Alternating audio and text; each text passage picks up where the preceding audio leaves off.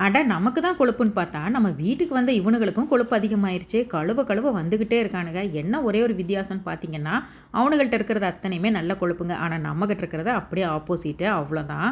காலையிலேயே சிங்கப்பூர்ல நல்ல மழையோட மார்க்கெட் போயிட்டு சால்மனும் கொஞ்சம் ப்ரானும் தான் வாங்கிட்டு வந்திருந்தேன்.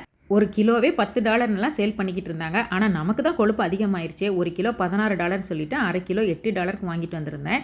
இன்னி ஒரு 11 பிரான் தான் இருந்துச்சு. நான் பார்த்தீங்கன்னா, கொஞ்சம் காசு கூட போட்டா தான் பொருள் வந்துட்டு நல்லா குவாலிட்டியா இருக்கும், நல்லா தரமா இருக்கும் அப்படிங்கிற மாதிரி நான் யோசிப்பேன். ஆனா, கொஞ்சம் மலிவா இருந்தா கூட பொருள் நல்லா தான் இருக்கும் அப்படிங்கிற மாதிரி என்னோட ஃப்ரெண்டோட வாதம். இதில நீங்க எந்த ரகன்னு சொல்லி மறக்காம கமெண்ட்ல ஷேர் பண்ணுங்க. நேத்தே வந்துட்டு கொஞ்சம் பழையதும் போட்டு வச்சிருந்தேன். ஏன்னா, மார்னிங் வந்துட்டு இருக்கிற கம்பு உருண்டை ஒரு 5 தான் இருந்துச்சு. அது எல்லாத்துக்குமே பத்தாது. ஸோ எல்லாருமே கம்பு கேட்பாங்க.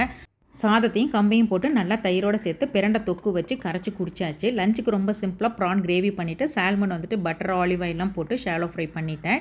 நம்ம வீட்டில் இன்றைக்கி என்ன லஞ்சுன்னு சொல்லி மறக்காமல் கமெண்ட்டில் ஷேர் பண்ணுங்கள். கூடவே நம்ம ஏரியா மீன் மார்க்கெட் பற்றின லாங் வீடியோவோட லிங்க் வந்து நான் டீட்டெயில்டாக ஷேர் பண்ணியிருக்கேன். ஃப்ரீ டைமில் செக் பண்ணி பாருங்கள். வீடியோ பிடிச்சிருந்தா சப்ஸ்கிரைப் பண்ணுங்கள். தேங்க்ஸ் ஃபார் வாட்சிங்.